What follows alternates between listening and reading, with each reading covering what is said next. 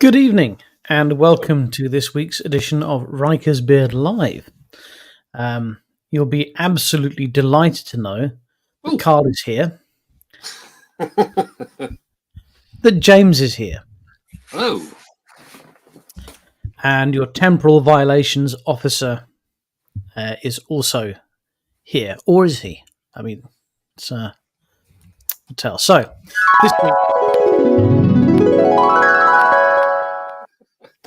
this week, obviously, we've got Star Trek Discovery to talk about. I've got a new feature I'd like to propose. Would like to know. I want to know what you guys have been doing. I want to know, like Carl and James, but also our viewers. What have you been up to this week? What's been going on? Keep it as tenuously Trek related as you can. So, first of all, to my right is James. And James, how you doing, buddy? hello. But you pointed to your left, which was the funny thing. And slowly, slightly to my left. Carl. Hi, Carl. I think there's more than some temporal violations going on here. We're here to talk about Star Trek, tenuously related Star Trek, we have to admit. Most importantly, though, we'd like to say hi to all the glorious people who return. What ho, Christoph, how are we doing? What ho, Leah? I think we've had you before, not sure. We have. What ho, Vicky? Hey, Vicky, how are you doing? Hey, Adam, how you doing, buddy? The other right, no, Christoph, that's how I vote.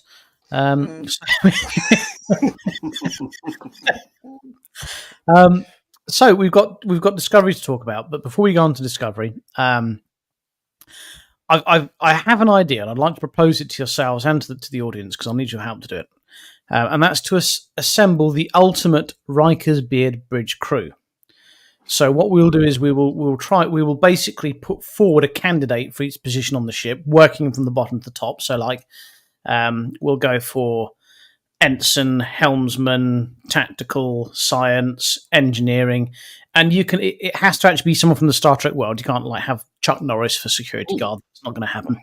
And here's the twist: you can in total, we're only going to be permitted to have 2 people from each series or franchise, if you will, from each thing. So for example, you'd obviously want helmsman. You'd want, for example, Tom Paris, and security. And security, you would want Tuvok, but that would then mean that you couldn't have Janeway as captain.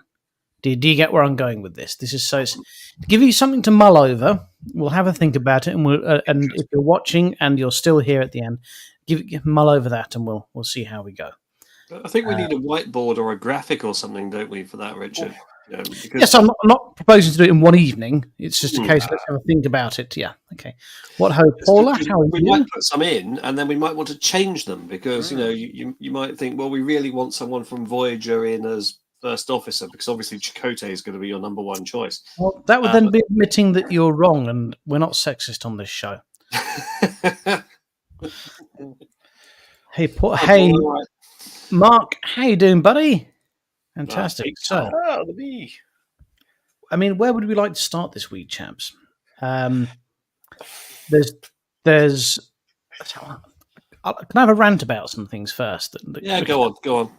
Yeah, I love Star Trek, obviously, but do you know what I really hate? Is when you're a member of a Star Trek page or a group and they go, "Not Star Trek, but." But fuck off then, because this is a Star Trek group. It really gets on my. It really gets on my. Richard, have you ever watched this show? Hey, steady on there. You know the posts I mean. Well, it's not Star Trek, but really, and then the Star Trek pages that literally can't be bothered to come up with any content. And they go, "Oh, happy birthday to a third stormtrooper to the left who was once, sewed an eye patch onto a tribble in the series." It just really gets on my tip. And I'm happy to admit, because I'm not sexist. If I am wrong, then tell me I'm being a bit over the. Am I right or wrong here? I mean, is it wrong that it irks me? What ground your gears particularly then? What post did you see that upset you? What's initiated this? We'll save that for Wish later. Oh, right. Okay. So, yes, dear. Okay. You know, this week, Richard has selected the Wish clip. So We don't know what it is. Paula, fantastic. I've had a wonderful weekend. For the first time since, I think, February, I've managed to get to the gym actually several times this weekend. So I'm feeling very, very fit. James and I have worn the same shirt, which is fantastic. Carl didn't get the memo. And I've dived straight in with a rant. How was your weekend, Carl? it's been productive, actually, very productive. Yeah. Work life has gone pretty good. Yeah, my boss seems to have left me alone, which can only be a good thing. So I must be doing something okay. And had lots of fun with the kids this week, and took my youngest duck hunting. Yay! What's not to love? Fantastic. And James, how was A yours? few shots, is that right, Carl? Well, as I believe I messaged to you chaps, there was no bloodshed. However, some really serious headshots with the bread. Is it true that if you feed a duck, or you've got to wet the bread before you throw it at the duck, or something? Yeah, I struggled to go to any sort of technicalities with my 2-year-old, but she was just happy to launch the bread. There was a sign saying that apparently the ducks prefer other things, however, they will eat the bread. There are a few things in this life, I think, that burn themselves upon the positive side of your brain. More joyous than taking your children to feed the ducks at the pond. And top tip around here: if you venture out to Herne Bay to their duck pond, they also have terrapins, wild living terrapins in their duck pond, which is Star Trek because threshold. How was your how was your weekend, James? Oh, pretty tedious. I'm afraid I've been reading lots of papers, but that's just to save me time tomorrow. But I did take my youngest child to the pub earlier and let him run around in the play area while I tried to have a pint. What papers have you been reading? The Daily Sport? No, Razzle? it was 3,000 pages of medical notes. Oh, marvellous. Pretty fantastic. Very productive. Well, my rant is over then, and I think we came to the conclusion that I was right, I think. Can't see any ground. I'll go with that. Yeah, okay. Yeah. So let's get straight into it then. Discovery this week, chaps. First of all, I think we should rate it. Give it a mark out of 10. Start with you, Carl. 5. 5, okay. If you could please address that to our complaints department, Christoph. Oh, hang on a minute. They're not answering the phone. Let me just turn it up.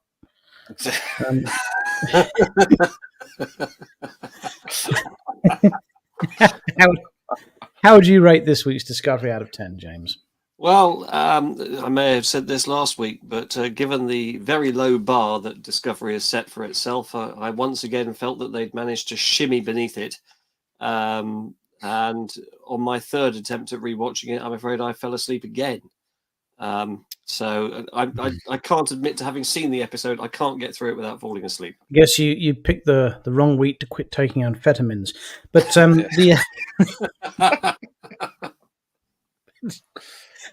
But was I right or was I right? They've literally just finding new ways to cut budget. I mean, wow. Yeah. They literally spent nothing on this week's show at all, did they? That was incredible. Literally hardly a penny. Well, it seems to be a lot of lights and explosions every time I turned it on. But, yeah. Sorry, just quickly. Well, what we will do is when we've stopped talking about Discovery, we'll sort of do this. Yeah. We'll do the Blue Oyster dance when we've finished. Yeah, we'll do a little dance, and then you can tune back in. So sorry if we've not pre-warned people enough. So that was just a test. We are going to keep talking about Discovery. Rehearsal. Okay. Are we really?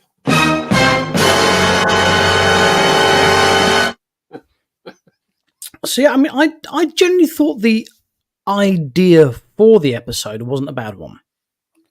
I thought, I mean, we don't mind a temporal episode. I'm a temporal violation. I'll be out of work if we didn't have them.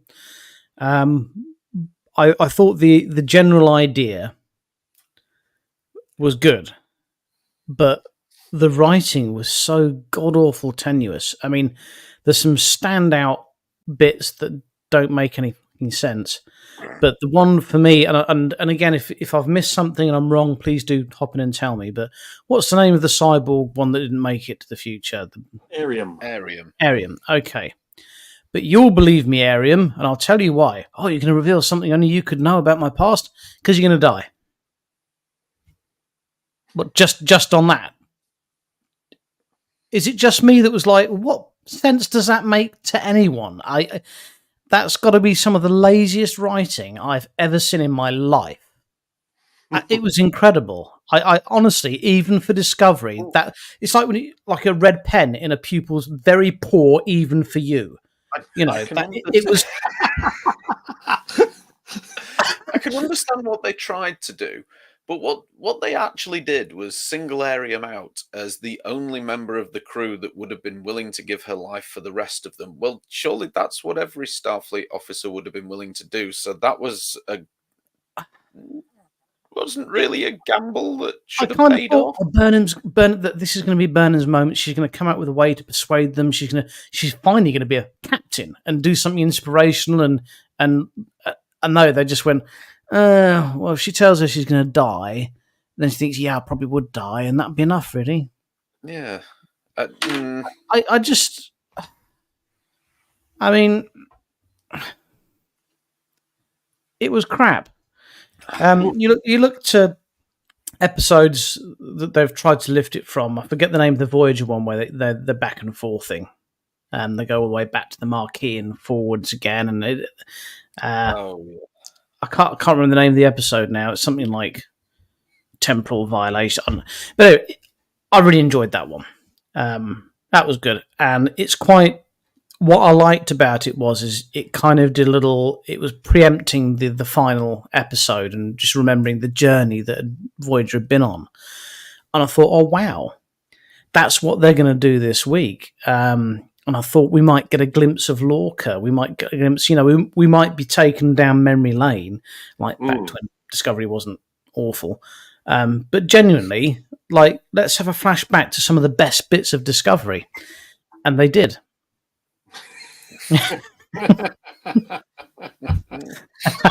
Sorry, I don't know how else to put it.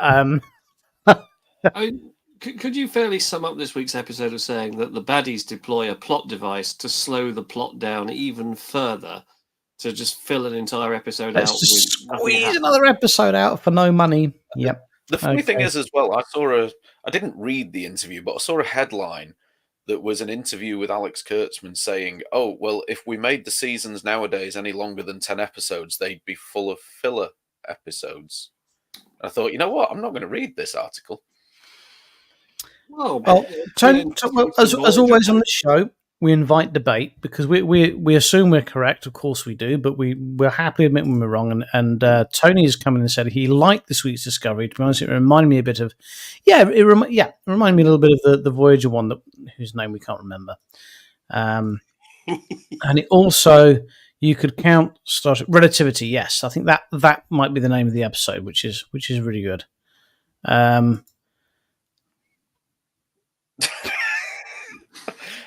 love Nadim. It's fashionable these days. Nadim, you give us your score. We're interested to know what you think out of 10. Yeah. Good evening, Nadim. How the devil are you, chap? It's fantastic to meet the yin to our raging yang. I've got a raging yang about this week's disco. It's okay. It's past 9 o'clock. It's past the watershed. If your children are watching, it's your own fault. Look, none of mine are in the room at this point, which is nice.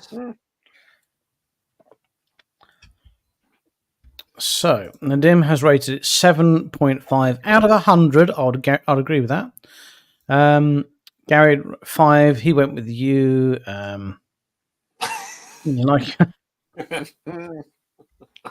You You missed my rant at the beginning. It wasn't about Discovery, though, for a change.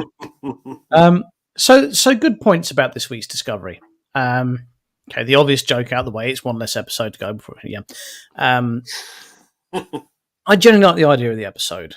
I really do wish they'd done a proper walk down memory lane and maybe got a cameo in from Lorca. Minus points, there was hardly any Saru. Well, there's no Saru, and it was there who's probably He was unconscious on the floor for a moment. Yeah, that was obviously double banked from another episode. But it was yeah. I like that. I liked. You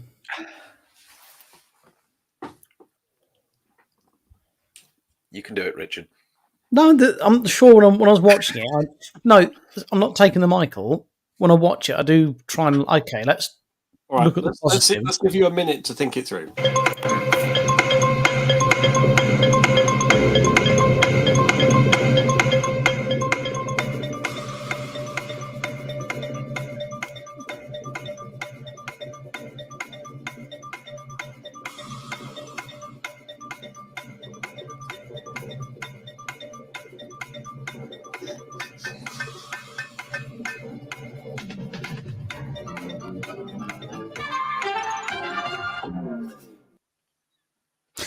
There was nothing I liked about this week's episode of Discovery.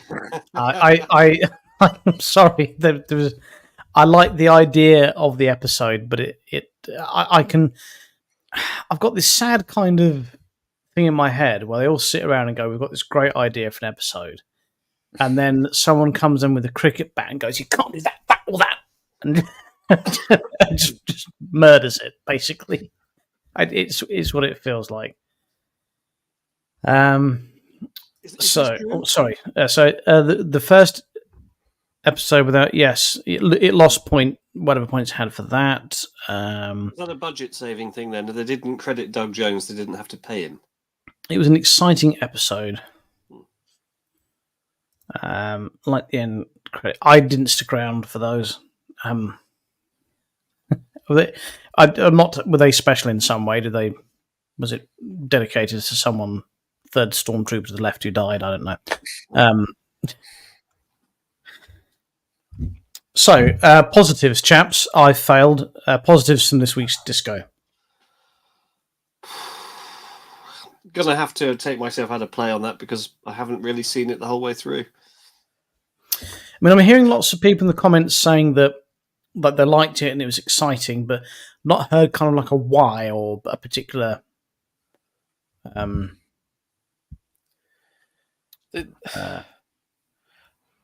Hey, buddy, how you doing? Yeah, we're all fan-dabby dozy. Google that. I think the shame of the thing. Sorry, Anthony Rapp as always is superb. He's a very good actor. I do enjoy him, even though he's got crap lines to deliver. Sorry, I think the shame of it is that this episode highlighted the fact that the new first officer of Discovery that's been there for 2 episodes on the bridge now knows the crew better than we do after being with them for 5 seasons. Yeah. Well, does he know the names of them? Because I still don't. Apparently so, yeah.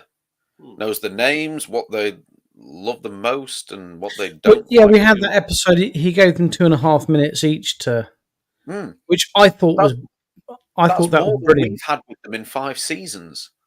Well, I used to do a similar thing when I used to work in a garage. This is going to sound like I'm awful, but it's generally what they would hire new salesmen and they would come to my department to come and meet me, and I would say to them, "I'm not going to bother learning your name because you'll be gone before I've practiced." But it was true, so P45 for me. I'm not going to have to be nice to you because you'll be gone next week. Yeah. Well, everyone is to you, Alan. He gave them 20 words. Yes, that was right. Yes, 20. And actually, Christoph has made a good point there. He did remember it. Like he's pointed out, this is a section red code. Red directive. Red directive mission. And therefore, we haven't got time to to sit around and talk about our feelings. We've got shit to get done. So I thought that was a really efficient use of his time. I thought it was really good. The episode was brilliant. We're hearing lots of it, but we've heard not why. Like, we're still not hearing why. Persuade us why our opinion seems to be wrong. Yes, I have to second that, Gary. Yet again, you're talking very good sense. But But if they don't have to pay Doug, do they have to pay Sonic the Hedgehog twice? I don't know. Or yeah, they do. There we have it. Direct confirmation. It's good enough for me.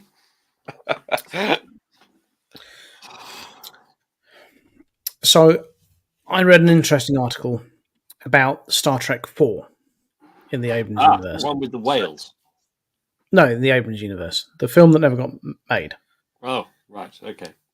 And about why it kept getting greenlit and then put back and greenlit and put back and green and this is not me kind of just running Paramount down, but yeah, it's Paramount. Basically, they keep getting in, like, just as one example, and there's more than him, but they've got Quentin Tarantino in, like, and he's gone, yeah, I'm going to make this R-rated, hard-hitting Star Trek film.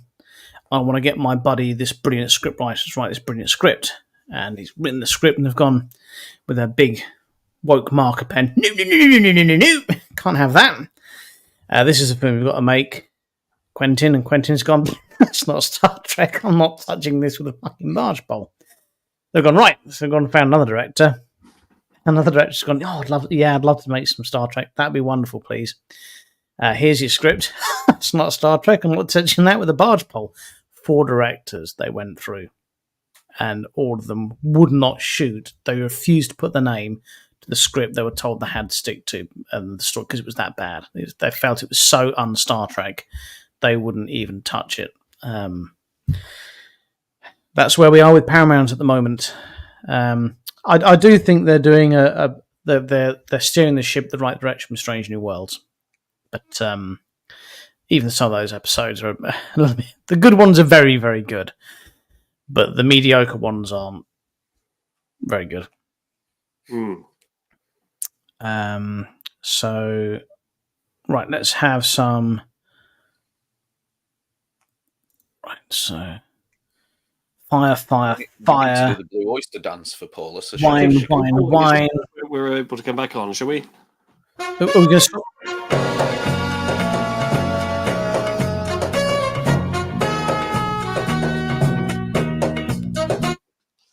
There we are. Safe to get back in, Paula. Safe to come back in. We're going to stop talking about. Well, we'll stop talking about any plot spoilers for Discovery. Yeah, okay. That shouldn't be too tricky.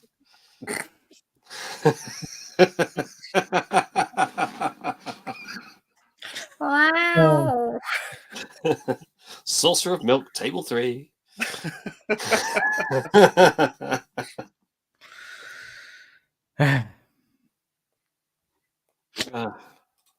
So we're asked if we've mentioned John Trimble yet. No, we haven't. No, not yet.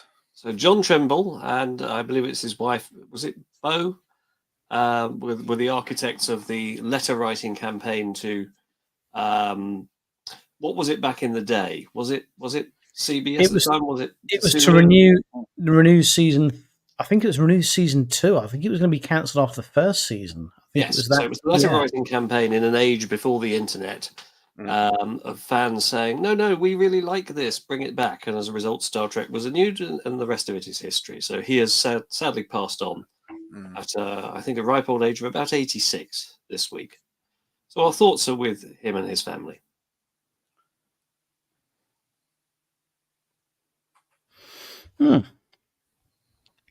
Christoph, rest in peace, sir. Dare we mention Destination? Of course, we can mention Destination Star Trek Blackpool. Carl, is there anything we can mention? It's the Norbreck. Okay, right. So at the moment, Riker's beard have not been in. Well, we have been invited.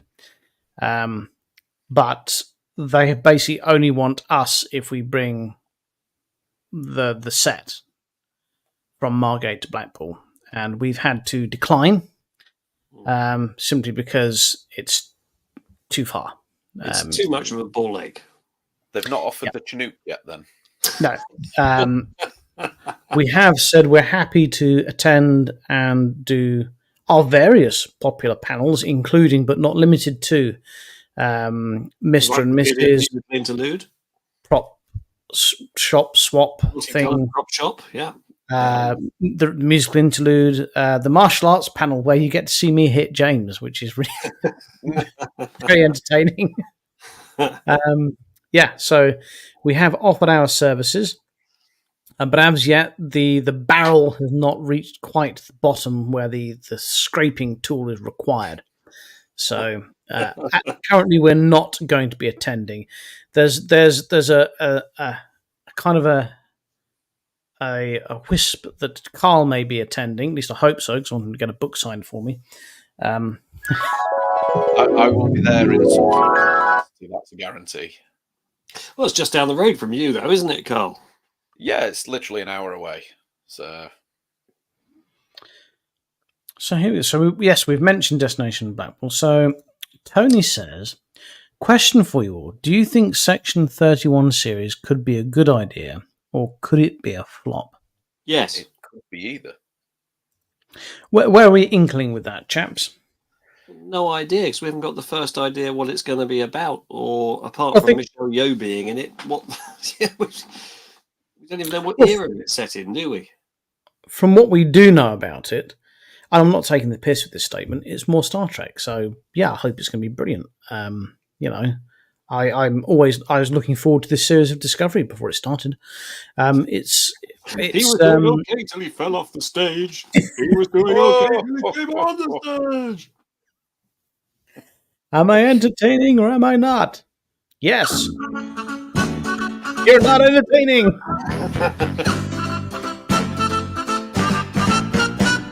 It's the Rises of Discovery. Let's put an alien there. Let's make him gay.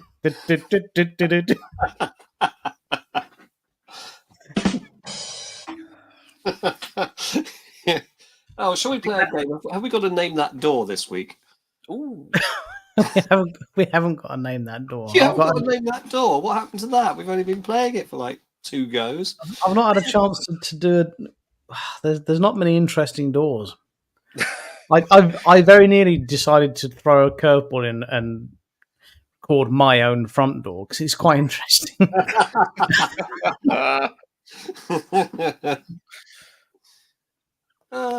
It makes an interesting sound, my front door. It's quite cool. This is your front door. So do you know what that sound is? I don't know. Is it a bow tie? What? No, it's the start of 1977 by Ash, which is an absolutely epic track. Oh yes. Lose Control is the titular number. It's a fantastic album. And Tim Wheeler samples that. He got permission for free to do it, and he samples that into Lose. So if you're watching the show now, not Star Trek, but go on to Spotify. Really gets my goat when people do that, you know. And tap in "Lose Control" by Ash and listen to the awesome TIE Fighter intros. It really does. It brings out the song. It's just the most. You couldn't imagine the song without it. It's fantastic. So, when Carl opens his door, it does this. Iranu.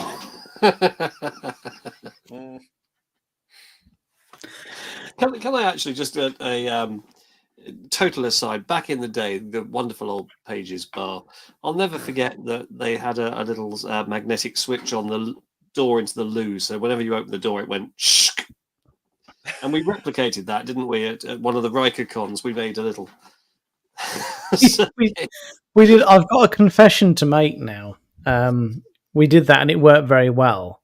And I set up. I deliberately set up a little surprise for you that didn't work. And I re-recorded that with useless Rimmer.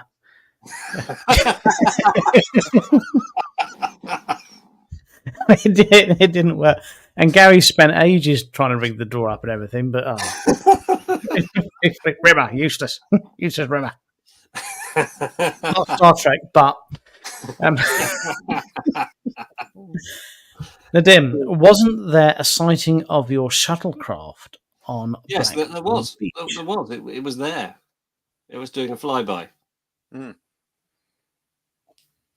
Right, I'm out of wine, so it's time for this week's Just wish. remember that you must believe everything you see on the internet. It's all true. Nothing is false. So, where are we? Where's the wish? Ah, here we are.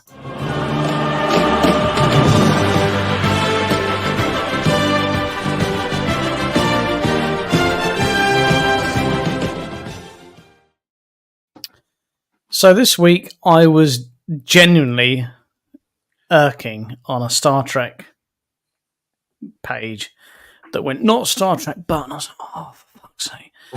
Fed up. I get so fed up with the not Star Trek, but in the comments, someone said, "Oh my god, did that guy just cut a man in half with his own hand?" I was like, "Well, let's have a look." Sold. For the squeamish among you, towards the end of this clip, it does get quite violent. I mean, there's no blood and gore, but the bizarrity of it is quite incredible. I'm going to set a competition to see if you can figure out which franchise is being parodied. There is a massive clue right at the start. A massive clue. Okay. Top marks for guessing all the soundtracks involved as well. Are we ready?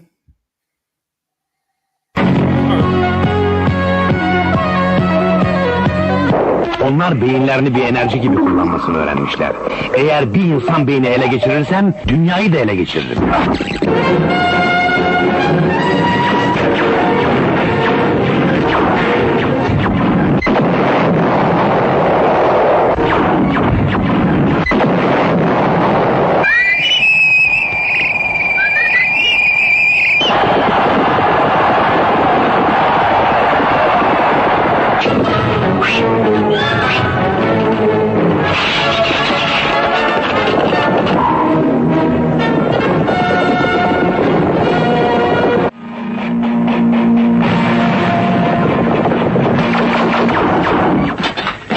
Korkarım.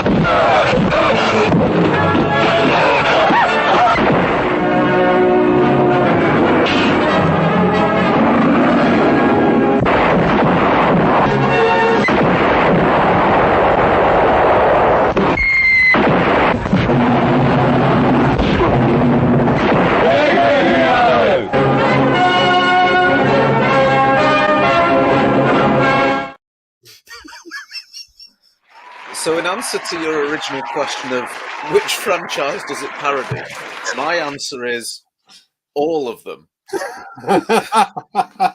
I mean, my favourite bit is where he rips the head off of one thing, throws it at another thing, and the head then explodes. My favourite bit was when he attacked 4 Bjorks.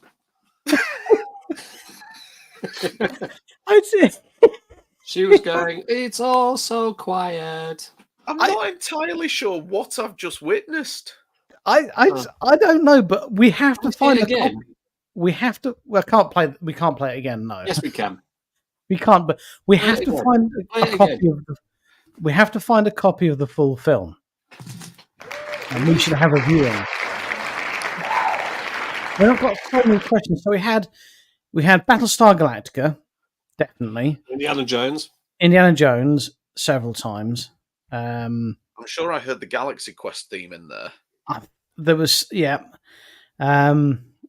themes. I don't know what those purple things were. And There again, were some Cylons knocking around at one point. Simon's not going to. I think when he Wasn't the robot from the original Lost in Space? thinks so, wasn't it Yeah. great when he cut that chap in half with his hand? Yeah, straight down. Yeah. Yeah, that was. So we'd like. I mean, we need to find a copy of this film, and also some marijuana. We'll definitely struggle for one of those. Yeah, we've got to find out. Oh, hang on. Alan's straight in there. I knew we could count on you, Alan. Alan doesn't muck about. There we go. So if it's not available with English subtitles, and any of you do speak Turkish, then yeah, Well, we could Not- always redub it, Richard, couldn't we? I think we could and we should.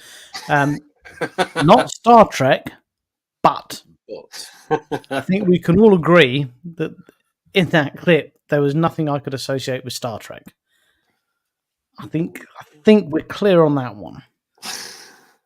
He did have a shirt off. I mean, tenuous. the shirt off, fighting on the rock side, like My favorite bit was the exploding head. My second favorite bit was cutting a guy in half. But I like the way he sat in a cave with the children going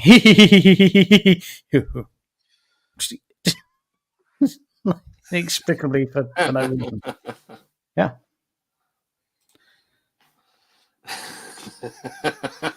Again, you should address this to our complaints department. Oh, Let me just see if I can raise the flag with the number on it there for you, Christoph. Oh, there it is. hang on. Is that a working eBay link? please tell me that's not a DVD copy, Alan. No. No. Guess what you're getting for Christmas, Dan?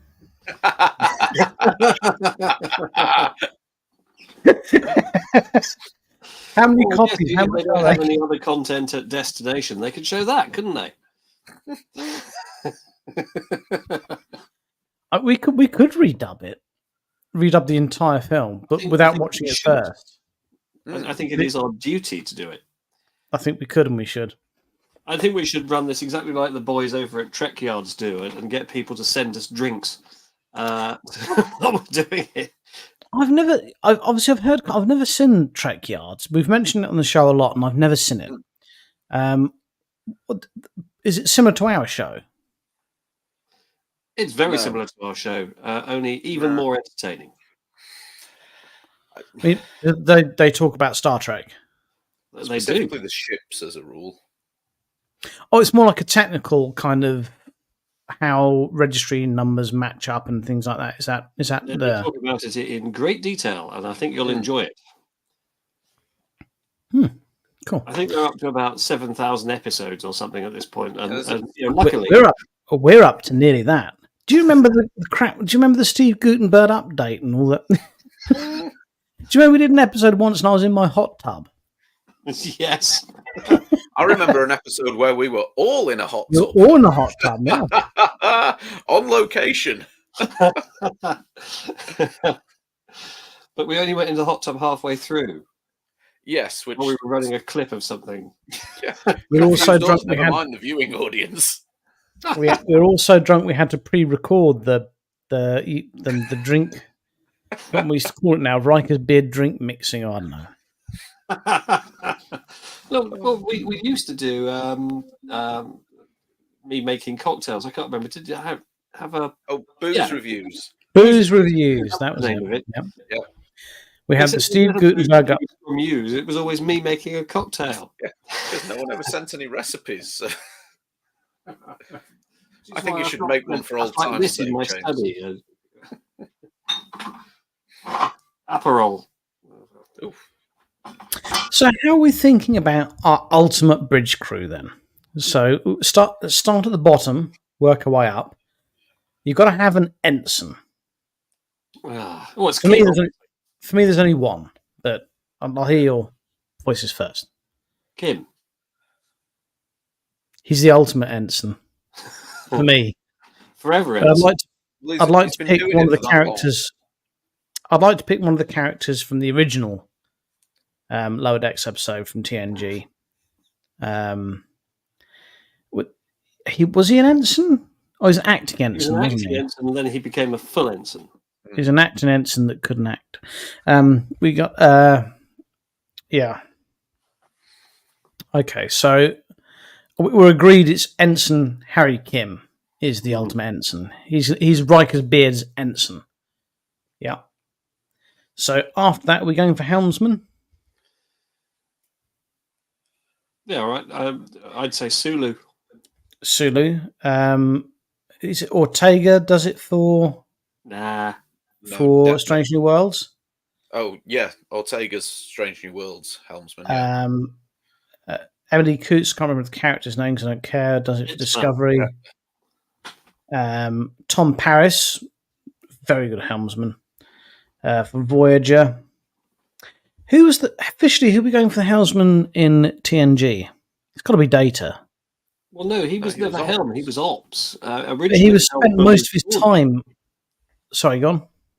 Originally, the helmsman was Geordie, and then they decided to make him the chief engineer. And then But- we never really had a full-time helmsman after that. It was always a bit part.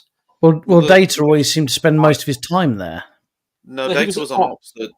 The one that spent most of the time on helm was probably Wesley in TNG for the first few seasons. There wasn't really anyone fixed there after that, was there? No. Well, I'm not having him. In the early days of TNG, they said they didn't plan to have a chief engineer character because they were saying the ship is so advanced, it basically operates itself. But you still needed someone to drive, so they had Geordie to drive. Then they thought maybe it makes more sense that driving the ship isn't that difficult with a computer, but you do need someone to actually make it go. So we'll make him the engineer and give him more to do rather than just press buttons. So what was Data's job on the bridge then? Operations manager. So like an NHS middle manager. No, he could do anything. So Okay, who was operations manager on DS9? That was O'Brien. He was chief engineer. No, he was chief of operations. Yeah. Who was ops manager on Voyager? Kim. Kim. He was the operations officer. Yeah. I'm terribly confused. There wasn't an equivalent one on the original series. No, there was no TO. I'm not certain Data had a job. He sounds to me like someone that if I was in charge of the NHS, I'd just get rid of. What was Harry Kim's job then? He was the ensign. It was his job. It was his job to be at the bottom of the bottom rung, so people could stand on him to tell everyone their better idea. That was his job. That's It's an not important entirely true. job. An ensign is a commissioned officer, so he still outranked anyone who was merely a crewman. Oh, we didn't go crewman. Hmm. Who are we going to have as crewman? I'm going to go for Technically, me. O'Brien wasn't commissioned, was he? He was a He was non-con. an NCO. Yeah. Although in TNG it was always confusing because he appeared in Encounter at Farpoint with an ensign's pip, and then when he was the transporter chief, he had lieutenant. Yeah. But by the time we get to DS9, suddenly he's a non-com, and it was never clear what was going on with his rank.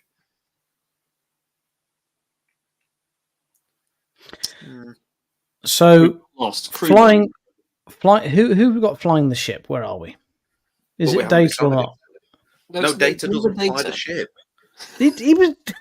He was No. always flying the ship. No, Richard, no. I mean, in the last season of Picard, he flew the ship, but he did that Death Star run. Okay. Yeah. And also that temporal loop episode, he's always sat in that chair. He's but always. the helm is on sat the in that right. chair. That was his seat. That was the helm is on the right. Oh, is it? Operation- Yeah, Operations on the left, the identical seat there. Because Basically, bizarrely enough, for a Star Trek show, they're It's, driving on it's the correct side. NHS management. It's identical position is doing the same thing. It's like, okay. We're all agreed Ensign Harry Kim is the ultimate ensign. Yeah. Yeah. Flying the ship, I'm going to go for Tom Paris. Now, hold on. You've used because- both your Voyager characters now. Yeah, I've used them both up. But bear in mind, we're told on, I think, more than one occasion that Riker's probably the best pilot in the fleet. But he was never a helmsman, as far as we know. Well, he probably was a helmsman, Richard, but by the Well, time at we some meet him, he's a commander and he's a first officer. So he's been promoted past that. But we're told several times that but we only got to see him fly. What position once. was he on the Pegasus? He's first officer. No, he he wasn't, was he? He was a junior officer on the Pegasus because I think he stands up in favour of the captain. In defence of Pressman. He grabbed a phaser and defended his against all the mutineers. Yeah. He may have been a helmsman, Yeah. but we're told on more than one occasion how good he is at flying, which I don't doubt. Carl's checking. Well, I mean, there's the episode where he's asked by Jellicoe to fly a shuttle mission, isn't there? We're told he's the only one who's got the machismo to do it. Well, Geordie says that he could do it because Geordie's the far in the officer. galaxy. But he's like, well, I could do it, but the man you really want is Riker. He's the best. So on And the for Pegasus, a blind man to admit that someone's better at flying a ship than him, then And yeah, that's why we're named after him, basically. With these beautiful metal badges that are still available. minus one that I've reserved. Yes, I made another sale this weekend, actually. So, they are going. Get them while they're hot. well, So we've used up both of our Voyager characters now. Then, so you've ruled out Janeway, you've ruled out Chakotay. are you both with me for Tom Paris as helmsman? I'll happily accept Paris as I'll helmsman. take it. Yep. Okay. So As long as he's moving, Captain Proton. fair enough. Yeah. So moving up, what position we go for next? Science, because I always thought Data was a science officer. He was. He's a No, he was. Data was chief science officer as well. Yeah, that's what I thought his job was. Anyway, Yeah. moving on. Are we going for science officer next? The science officer's got to be Spock, hasn't it? There's Yeah, it's got to be Yeah. Spock. Yeah. It's not even. We're not going to entertain. Not even going to entertain anything other than Spock for science The officer. only I'm afraid. option would be Dax, probably. Yeah. But no, it's Spock. But it's Spock. Yeah. It's Spock. Yeah. There's no two ways Even about it. if Data is science officer, I don't care. It's still Spock. Yeah. Yeah. Louise, for why? For why? I'm excited. I want to go on a bus. Is it true they have like Wi-Fi and beds and all sorts of things on them now? I don't. Richard, we could go on a trip on the National Express. It will blow your mind. I'm really keen on doing that. I also want to do the sleeper train from London to Cornwall. They do a sleeper train. It doesn't look as plush as the Orient Express, but I really want to try it. It's got a bar and everything. It's got a bar. Well, It genuinely has got a bar. We don't have to go on a train for that. Yeah, but we could be in a pub on a train, James. It'd be the most amazing thing. It'd be great. I mean, last time we went to London, we took drinks on the train with us, didn't we? The thing is, in my mind, I've got this thing. We'll hop on a train, and a man will fetch our suitcases, and we'll be shown to our cabins, and we'll have some light dinner and have a few drinks in the bar, and then sleep, and then wake up in Istanbul. But the one to the West Country is a bit different. You get on it about 11, and you're already probably sozzled. You get shown to your bed, which basically looks like a public toilet, and then you go to a bar, which also looks like a public toilet. Sounding less and less appealing by the minute. Yeah, but it's a lot cheaper than the one in my mind. The one in my mind starts at about £4,000. Well, I did play the lottery last night, so once I've bought the fire engine, that could be on the cards. Generally, first thing I'll do if we win the lottery, like millions, will be we're all going Riker's Beard live on the Orient Express. That'll be a thing, won't it? You've heard it here first. Unless you see Poirot get on. In which case, get the next one. Well, or Miss Marple get on. I'm getting straight off. Jessica Fletcher. Yeah. Thing is, you wouldn't even want to eat the food, would you? That's the thing. So you can hire a bodyguard, but you wouldn't want to eat the food. Now, look, this is interesting. Where's that comment gone from Louise about there? What was your teenager performing in, Louise? Tell us. Oh, let's have a sweepstake. I'm going for Wicked. I went to see that. It's not bad, actually. I like Wicked. So my wife took me to see it, so I didn't like it. What? Idina Menzel. I got to see the Idina Menzel run, and she was incredible. Probably the best live vocalist I've heard in my life. But no, didn't like it. If you want to go and see my favourite West End show, well, I did see Sir Patrick and Ian McKellen Waiting for Godot. But Starlight Express. That just as a visual feast and an audio feast, Starlight Express, just can't beat it. Oh, the Pauline the Quirk Academy is literally just around the corner from us. Yes, it's based down here, isn't it? Yeah, Here in it is. East Kent. It is. It's in Broadstairs. So hang on. Louise says she's on her way from London to Norwich. So does your teenager live in Norwich or We're in the Broadstairs. there? What's the story there? The Norwich branch is the answer. Oh.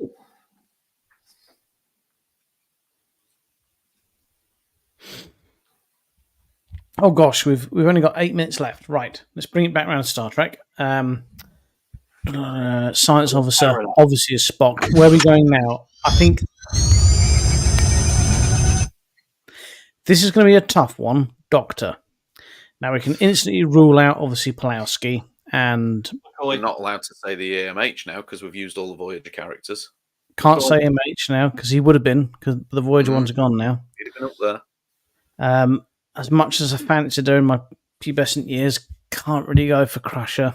No, McCoy. It's always McCoy. McCoy's the best Doctor. There's no two ways But about it. then we've used up our TOS characters, Yeah. James.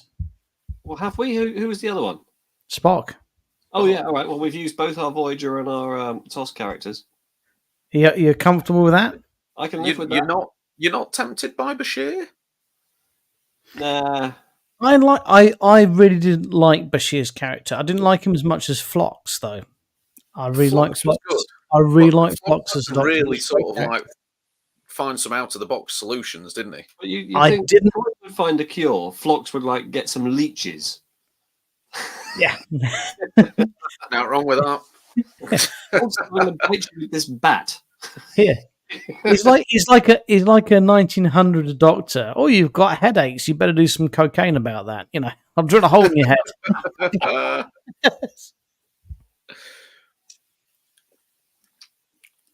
Well, the options we've got are Tom Baker, No.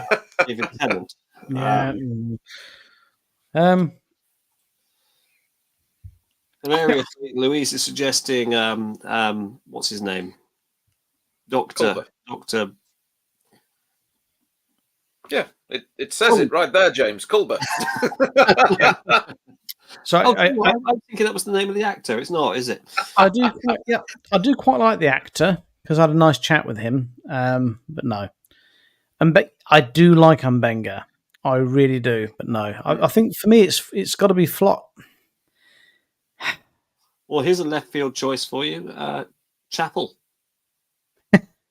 She's a nurse.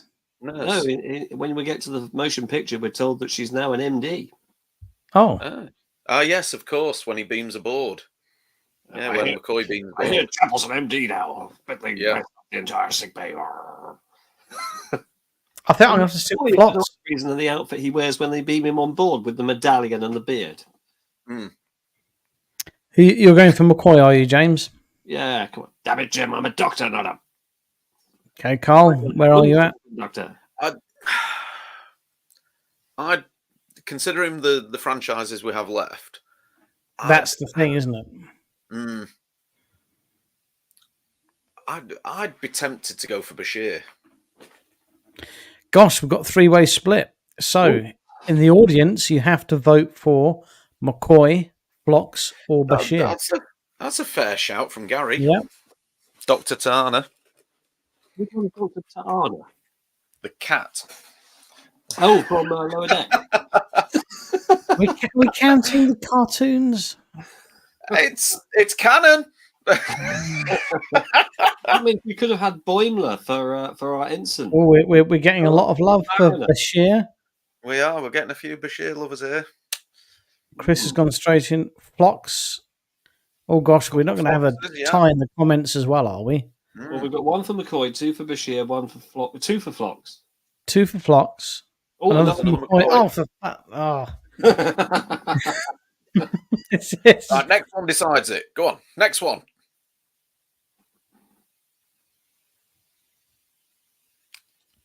Don't know if you heard me, internet. Next one decides it. There. Oh, nice try, James. Nice try. Chris, you'd already voted. That doesn't count. Richard, that doesn't count. Alan, you'd already voted. Oh, we're running out of viewers. Alan's at it again with his shenanigans. Oh, Gary's gone for Phlox. Right, okay. So, I don't know who got in there before. Chris got in there with McCoy. Oh, no, Chris has already voted. Chris has already voted.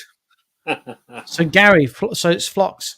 Phlox is the doctor. Okay. Oh, Vicky, you were just a tad too slow there, darling. So, Phlox is the doctor. Okay. Next position. Tactical. Tactical. A tactical security officer. Oh, I'm going to go left field on this. Lorca. He was captain. Yeah, but I'm making him tactical because tactical. No.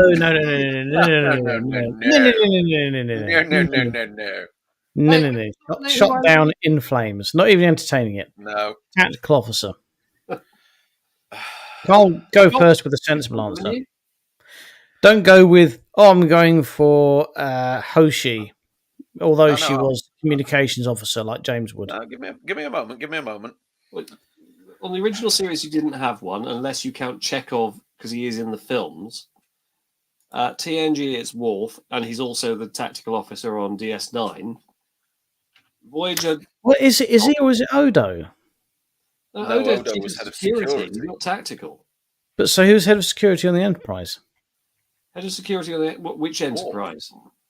So I think what I'm alluding to is we have to combine the roles. I think security and tactical... Well, head of security was tactical. I think we're going to have to combine. This is what I'm alluding to because you've got to choose between Odo and Worf, haven't you? And I think you've. What about Shax?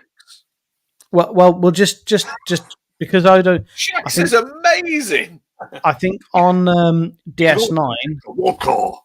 Or you've got Strange New Worlds. You've got La'an. Yeah, I wouldn't vote for her, but in DS9, Worf is more a tactical first officer. Let's face it. How many times did Worf make a suggestion that Picard agreed with? He got shot down more times than he shot people down. For the purposes of this debate, good one, Christoph. No, Christoph has pulled out a good one there as well. Yeah, I think we're going to combine.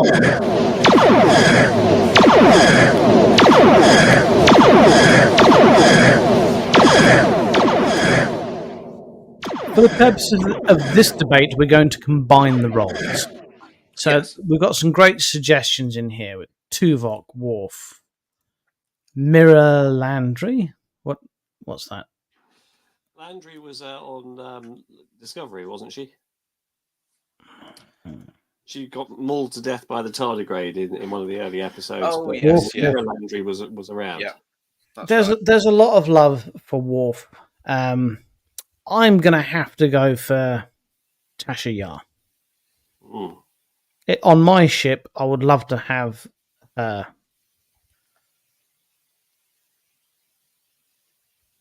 You ever seen that meme where they're playing Dungeons and Dragons and Tasha says, "Oh yes, a black oil slick blocks your path." Rolls a 1, and then and you just see starring Denise Crosby crossed out. I've not seen that one. Well, I'm going for Tasha Yar because, although we didn't get to see much of her, she was obviously very well regarded at a very young age. She was brilliant, wasn't she? She got written some really shit lines, and which is why she left the show. And I'm kind of got fair play to Denise Crosby for doing that. Our expert can tell us. Did Denise Crosby decide that she'd had enough and she quit, or did they write her out? I understand it was a bit of both, as in she was being very vocal about not being happy with the way they were taking the characters. So they were like, right, well, we'll kill you then. It was the episode in particular whereby it was the Q episode where she was flirting with Picard and showing her female vulnerabilities, which Denise Crosby was like, this is completely out of sync with what a character in this century should be like. She should be a badass. And I think the way that they wrote her out of it, and the way that in Trek itself it says how her death was so meaningless, I think was kind of like the writers stamping their authority at the time. I think it was because it was crap, because I think she had the potential, because she had it all. She was a good actress, and the idea of her character being beautiful and a badass was really good. But yeah, that Q episode where she just got typecast as a dizzy blonde was just bad. It was a really bad idea, and I get why she left. Sad she did, of course, but perhaps because she did it helped a lot of other women. So hopefully that was. And the greatest tragedy of it, Richard, is that when we met her sister, we only met her for one episode.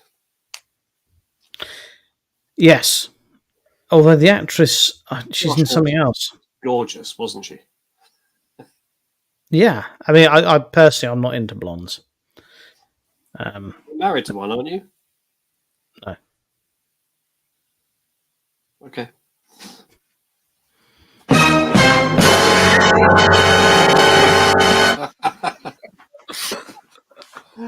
And on that bombshell, with it being 3 minutes past 10. Oh, goodness me. We'll have to complete our crew manifest later. Oh, bloody hell. We'll have to get to the business end next week.